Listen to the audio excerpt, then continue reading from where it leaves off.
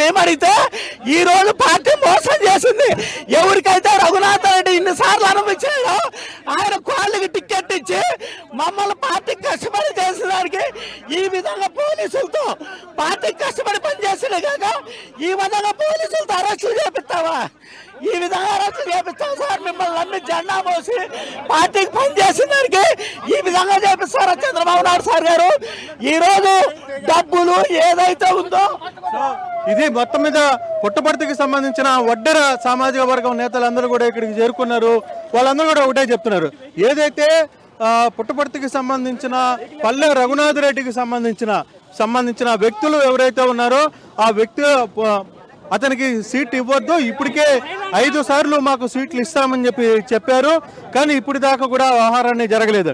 అయితే ఎవరైతే వాళ్ళ వాహనానికి వచ్చారో ఆ మల్లెల జయరాం వడ్డెర సంఘం జిల్లా అధ్యక్షుడి నేతృత్వంలో పుట్టపర్తి నుంచి వచ్చిన నేతలు చంద్రబాబు ఇంటి ముందు కూడా వెహికల్ ని అట్లా వదిలేసిన పరిస్థితి. దీంతో పోలీసులు పెద్ద ఎత్తున కూడా వాహనాన్ని తీసుకుని వచ్చి ఆ వెహికల్ ని ఇక్కడి నుంచి తరలించే ప్రయత్నం అయితే చేస్తున్నారు. వాహనాన్ని పూర్తిగా కూడా ఇక్కడి నుంచి చూడొచ్చు, మన వాహనాన్ని ఇక్కడి నుంచి తరలించే ప్రయత్నం అయితే చేస్తున్న పరిస్థితి అయితే ఉంది. పల్లె రఘునాథ్ రెడ్డికి సంబంధించిన వ్యవహారం ఏదైతే జరుగుతూ ఉంది, పల్లె రఘునాథ్ రెడ్డికి సంబంధించిన వ్యవహారం ఏదైతే నడుస్తుందో దానికి సంబంధించి ఈరోజు తన కోడలికి సీటు కేటాయించడం పట్ల పుట్టపర్తికి సంబంధించిన అనంతపురం జిల్లా పుట్టపర్తికి సంబంధించిన ఏదైతే వ్యవహారం ఉందో ఆ పల్లె రఘునాథ్ రెడ్డి కోడలికి సీటు టీడీపీ ఈరోజు ప్రకటించిన నేపథ్యంలో వడ్డెర్ల సంఘం జిల్లా అధ్యక్షుడు మల్లెల జయరాం నేతృత్వంలో ఈరోజు పూర్తిగా కూడా చంద్రబాబు ఇంటి దగ్గరకు వచ్చి తమ ఆందోళన చేశారు. అయితే 2014, 2019లో కూడా మా వడ్డర్లు దాదాపుగా పుట్టపర్తిలో 58,000 మంది అక్కడ ఉన్నప్పటికీ కూడా వాళ్ళకి సీట్లు ఇస్తామని చెప్పి నమ్మించి బీసీ సామాజిక వర్గం పేరు మీద మమ్మల్ని అంతా ఇంతకాలంగా నమ్మించి మమ్మల్ని వాడుకున్నారు. అయితే తీరా ఈసారి కూడా మాకు సీట్ ఇవ్వకుండా మమ్మల్ని మోసం చేసే ప్రయత్నం అయితే చేస్తున్నాడు అనేది ఇక్కడ జరుగుతున్న పరిస్థితి.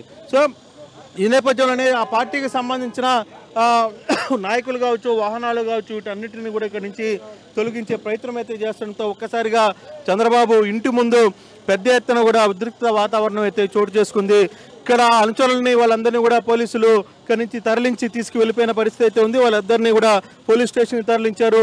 వాళ్ళు వచ్చిన వాహనాన్ని చంద్రబాబు ఇంటి ముందు అలాగే వదిలేయడంతో ట్రాఫిక్ సంబంధించిన పోలీస్ విభాగం వచ్చి ఇప్పుడు ఆ వాహనాన్ని ఇక్కడి నుంచి తొలగించే ప్రయత్నం అయితే చేస్తుంది. అయితే క్లియర్గా వాళ్ళు చెప్పేది ఒకటే, ఇప్పుడు జరుగుతున్న వ్యవహారంలో పూర్తిగా కూడా ఏదైతే చంద్రబాబుకు సంబంధించి వ్యవహారం కావచ్చు, లేకపోతే టికెట్ వ్యవహారంలో పుట్టపర్తి సంబంధించిన టికెట్ వ్యవహారంలో మాత్రం పెద్ద ఎత్తున కూడా ఈ రోజు పల్లె కుటుంబ సభ్యులకు ఇవ్వద్దన అక్కడ నుంచి శ్రీనివాసరెడ్డి సైకం శ్రీనివాసరెడ్డి కూడా టికెట్ నాశించారు. ఇంకా ఎవరెవరు టికెట్ నాశించారు?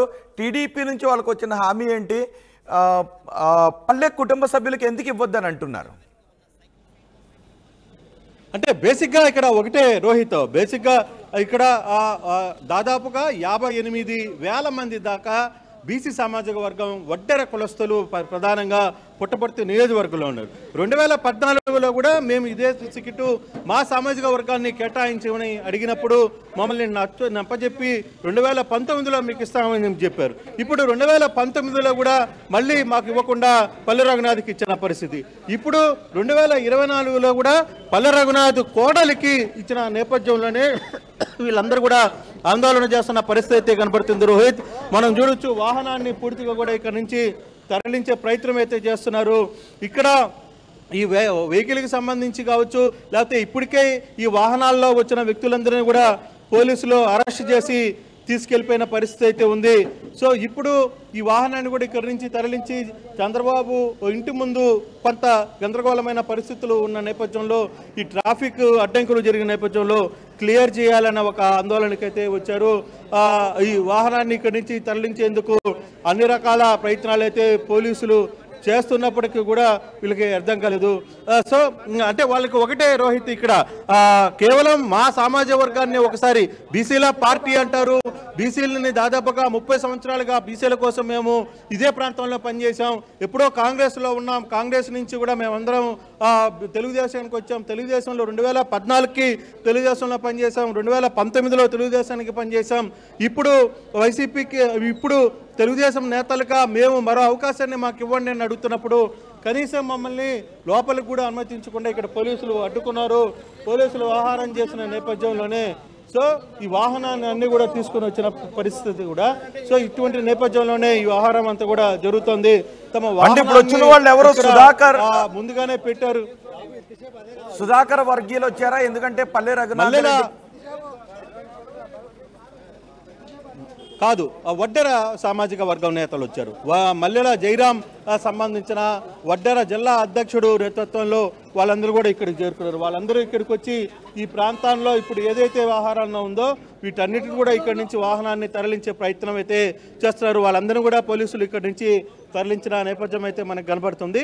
కానీ ఇష్యూని ఇంత సీరియస్గా వ్యవహారం నడుస్తోంది. ఈ వ్యవహారంలో పోలీసులు కావచ్చు, లేకపోతే ఇక్కడున్న వడ్డెర సామాజిక నేతలు ఎవరైతే వచ్చారో వాళ్ళందరినీ కూడా ఇప్పటికే పోలీసులు ఇక్కడ నుంచి తరలించి బయటికి తీసుకువెళ్లారు. చాలాసేపు వాళ్ళందరూ కూడా ఇక్కడ గందరగోళం సృష్టించిన పరిస్థితి అయితే ఉంది. సో ఇప్పుడు ఈ వాహనాన్ని ఇక్కడ కరెక్ట్గా చంద్రబాబు ఇంటి ముందు ఈ వాహనాన్ని నిలిపివేశారు. సో ఈ వాహనాన్ని తొలగించాలి అంటే ఇప్పుడు రాకపోకలు కూడా అడ్డమవుతున్న నేపథ్యంలో మరో భారీ వాహనాన్ని క్రేన్ని తీసుకుని వచ్చి ఈ వాహనాన్ని తరలించే ప్రయత్నం అయితే చేస్తున్నారు.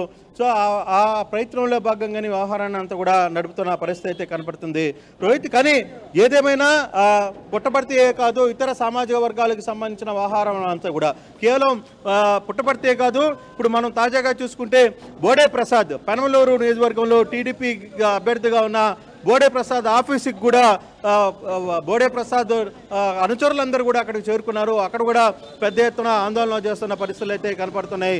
సో ఒక్కసారిగా టికెట్లు ప్రకటించిన తర్వాత కొంత ఇబ్బందికరమైన పరిస్థితులు, అంటే అసమ్మతిలో ఉన్న నేతలు, టికెట్లు రాని నేతలు వీళ్ళందరూ కూడా ఇక్కడికి వచ్చిన పరిస్థితి అయితే ఉంది. ఇప్పుడే విశాఖపట్నం నుంచి ఒక బ్రేకింగ్ అందుతుంది. టీడీపీ మాజీ ఎమ్మెల్యే గండి బాబ్జీ రాజీనామా చేసిన పరిస్థితి అయితే ఉంది. ప్రస్తుతం ఇతను దక్షిణ నియోజకవర్గ ఇన్ఛార్జిగా, అంటే విశాఖ దక్షిణ ఇన్ఛార్జిగా ఉన్నారు గండి బాబ్జీ. పార్టీ ఏదో ఒక చోట నాకు అవకాశం కల్పిస్తుందని భావించారు. పార్టీ కోసం ఇంతకాలం కష్టపడ్డాను, ఇలాంటి మోసపోత విధానంతో నేను పార్టీలోకి ఉండలేను, నేను ఏదో పార్టీ నుంచి పెందుర్తి నుంచి పోటీ చేస్తాను అంటే ఇతను కూడా పెందుర్తి నుంచి తన సీటును ఆశ్రయించిన పరిస్థితి. విశాఖ నుంచి ఇప్పుడే హైదరాబాద్ కూడా గండి బాబ్జీ బయలుదేరిన పరిస్థితి. సో దాదాపుగా చాలా ప్రదేశాల్లో ఇప్పుడు మనం చూస్తున్నాం. చంద్రబాబు ఇంటి ముందు అనంతపురంకు సంబంధించిన నేతలు ఆందోళన చేస్తున్న నేపథ్యం మనం ఒకవైపు చూస్తుంటే, మరోవైపు పెనమలూరుకి సంబంధించిన నేతలు ఈరోజు వ్యవహారాన్ని నడుపుతున్న పరిస్థితి అయితే చూస్తున్నాం. మరోవైపు గండి బాబ్జీ విశాఖ దక్షిణం నుంచి కూడా టీడీపీ పార్టీకి రాజీనామా చేసిన పరిస్థితి చూస్తున్నాం. ఒక్కసారిగా ఈ 34 సీట్లకు సంబంధించిన వ్యవహారంలో కొంత గందరగోళ పరిస్థితులు అయితే చోటు చేసుకున్నాయి.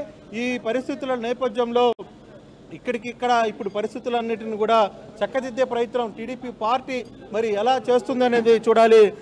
చాలా ప్రాంతాల్లో కొంత ఇబ్బందికరమైన పరిస్థితులు, అసమ్మతి రాగం వేగం పుంజుకునే ప్రయత్నం అయితే జరుగుతుంది టీడీపీలో. ఈ అసమ్మతిని ఏ విధంగా ముందుకి నెడతారనేది కూడా, అది సర్దుకునే ప్రయత్నం చేస్తారనేది కూడా చూడాలి. కానీ పార్టీలకు సంబంధించిన వ్యవహారంలో, లేకపోతే ఎమ్మెల్యేలకు సంబంధించిన వ్యవహారంలో మాత్రం ఈ పార్టీలకు సంబంధించి ఈ వాహనంతో కుదరకపోయేసరికి వేరే వ్యక్తులను తీసుకుని వచ్చి ఈ వాహనాన్ని ఇక్కడ నుంచి తరలించే ప్రయత్నం అయితే చేస్తున్నారు. ఇంకా ఎవరైనా అక్కడికి అసమ్మతి నేతలు వచ్చే అవకాశం ఉందా?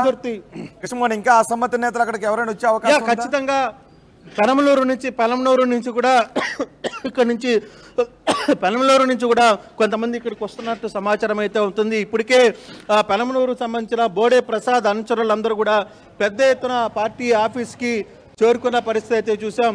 సో ఇప్పుడు పార్టీ ఆఫీస్కి సంబంధించిన వ్యవహారంలో కావచ్చు, ఇతర నేతలకు సంబంధించిన వ్యవహారంలో కావచ్చు, వీళ్ళందరినీ కూడా ఇక్కడ నుంచి తరలించే ఒక ప్రయత్నం అయితే చేస్తున్నారు. అయితే ఈ కేవలం ఇప్పటికే మనకి కనపడుతున్నట్టుగానే మనకు వస్తున్న ఇన్ఫర్మేషన్లోని దాదాపుగా 3-4 ప్రదేశాలు గండి బాబ్జీ విశాఖ నుంచి రాజీనామా చేసిన పరిస్థితి చూసాం. ఇప్పటి వరకు పుట్టపర్తికి సంబంధించిన కొంత గందరగోళమైన పరిస్థితులు అయితే చోటు చేసుకున్నాయి. మరోవైపు తర్వాత బోడే బాబ్జీకి సంబంధించి పెనమలూరుకి సంబంధించిన వ్యవహారంలో కూడా కొంత అసంతృప్తి జ్వాలలు అయితే కనబడుతున్నాయి రోహిత్.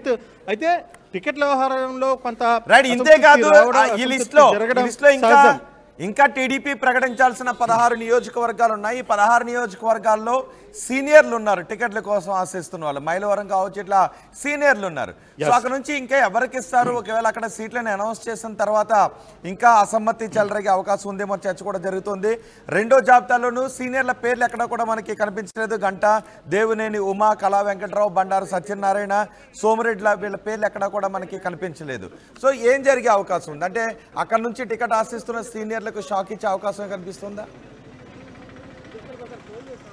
సో ఖచ్చితంగా కొంత ఇన్ఫర్మేషన్ అయితే కనబడుతుంది. ఎందుకంటే కళా వెంకట్రావుకు సంబంధించిన వ్యవహారంలో కావచ్చు, లేకపోతే గంట సంబంధించిన వ్యవహారంలో కావచ్చు, లేకపోతే ఇతర నేతలకు సంబంధించిన వ్యవహారంలో